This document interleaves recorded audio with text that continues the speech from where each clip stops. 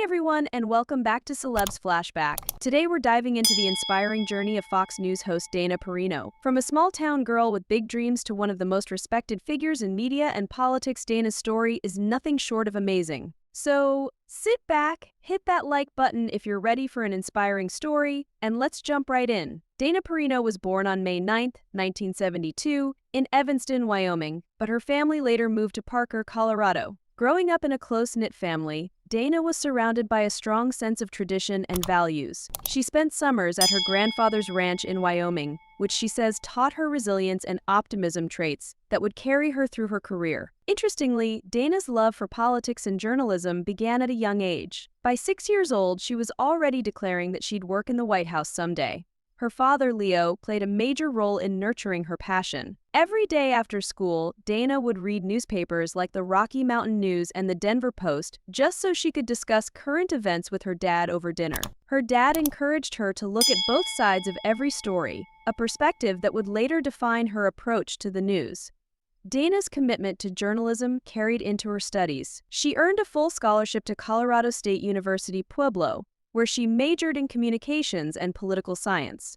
She even worked as a country music DJ during the early hours of the morning to gain on-air experience. Despite her upbringing in a conservative household, Dana was open-minded. She was drawn to Bill Clinton's charisma when he visited her campus, although she ultimately didn't vote for him. After her undergraduate studies, she enrolled in a master's program in public affairs reporting at the University of Illinois Springfield. But her early ambitions in journalism hit a turning point when she struggled with the emotional weight of covering tragic news stories. In a pivotal moment, Dana walked away from an assignment where she was supposed to interview a grieving mother. Realizing she wasn't cut out for that kind of journalism, Dana felt lost but knew she needed a new direction. Determined to stay in politics, Dana landed her first job as a staff assistant for Congressman Scott McInnes in Colorado. But things really started to take off when she met her husband, Peter McMahon, in 1997. Fun fact, they met on a flight and bonded over a shared love for John le Carre novels. Peter, a businessman from the UK, has been a huge support in her career,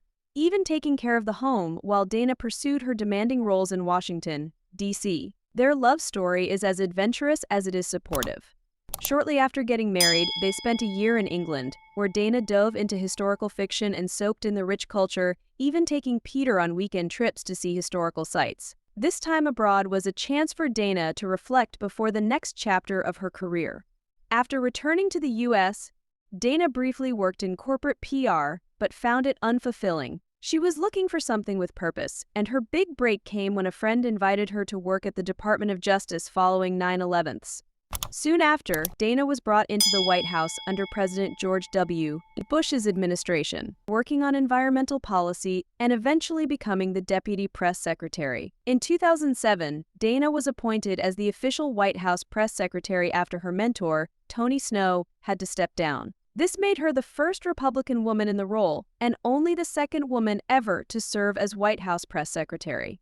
She handled this high-pressure job with grace and intelligence, becoming known for her calm demeanor and ability to break down complex policies. After Bush's presidency ended, Dana found herself at a crossroads again. But instead of stepping out of the spotlight, she moved into media. Fox News invited her to join, initially as a commentator defending Bush's legacy. But Dana quickly made a name for herself, showcasing her unique perspectives and thoughtful analysis.